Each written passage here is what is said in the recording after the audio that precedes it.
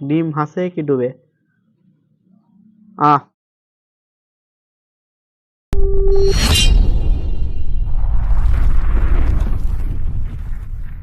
তো হে বন্ধুরা, আপনারা দেখছেন বেঙ্গল এক্সপেরিমেন্ট। অনেকদিন পর একটা আমি এক্সপেরিমেন্টের ভিডিও নিয়ে চলে এসেছি। তো আমাদের ক্যামেরাম্যানটা প্রচুর ডিস্টার্ব করছে, আমাদের টিয়া পাখিটা, আমাদের নতুন সদস্যটা প্রচুর ডিস্টার্ব করছে, প্রচুর চিল্লাচ্ছে। তো আগে আমাদের ভিডিওটা কি, আমাদের কাছে আছে একটা ডিম আছে, একটা মগ আছে, আর এই হচ্ছে জল, খাবার জল। তো খাবার জলটা প্রথমে দিয়ে দিলাম, আর খাবার জলটা দিয়ে দিলাম, একটু খেয়েও নিলাম, দেখে না। তো জলটা দিলাম, এই ডিমটা ভাসবে কি ডুববে? তো আমরা প্রথমে জলে দিয়ে দিলাম,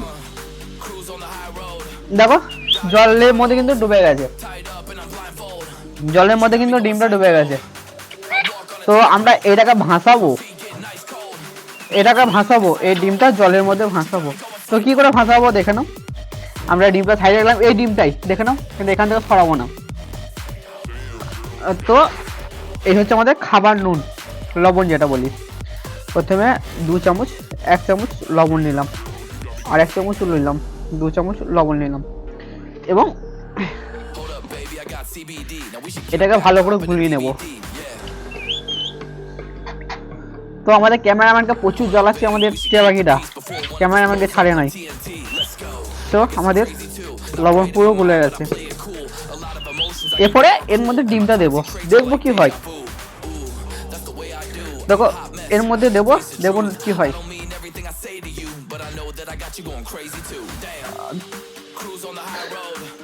তো এখনো কিছু বোঝা যাচ্ছে না,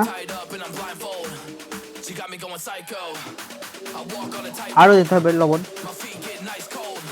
আরো দেবো,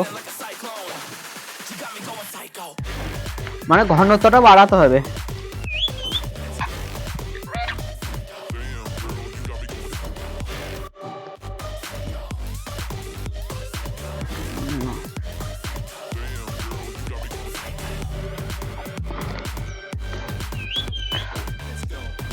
এটা ভালো করে গলিয়ে নিই।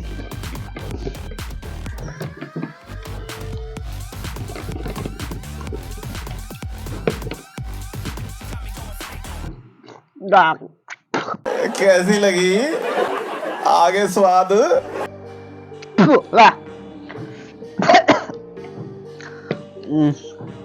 সমুদ্র জল খুব, এই পড়া।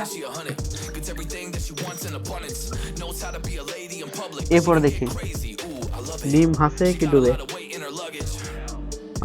দেখো না, পুরো ডিমটাই ভেসে গেছে। আমাদের লবণ সাগর, নোনা সাগর যেটা বলি, বা শুকনো সাগর যেটা বলি, ঠিক এইভাবেই কাজ করে। কারণ মানুষকে পুরো ভাসিয়ে দেয়। তোমরা ডিসকভারিতে আর তো অন্য জায়গায় দেখেছো যে লবণ সাগর বা শুকনো সাগর যেটাকে বলে, এইভাবেই কিন্তু ভেসে যায়, কেন লবণের ঘনত্বটা বেশি। সেটাই আমরা পরীক্ষার মাধ্যমে দেখালাম। তো এরকম মজাদার কেজি এক্সপেরিমেন্ট ভিডিও দেখার জন্য অবশ্যই আমাদের চ্যানেলটাকে লাইক, শেয়ার, সাবস্ক্রাইব করবেন, আর পাশে থাকা বেল আইকনটা অবশ্যই দাবাবেন পরবর্তী ভিডিও দেখার জন্য।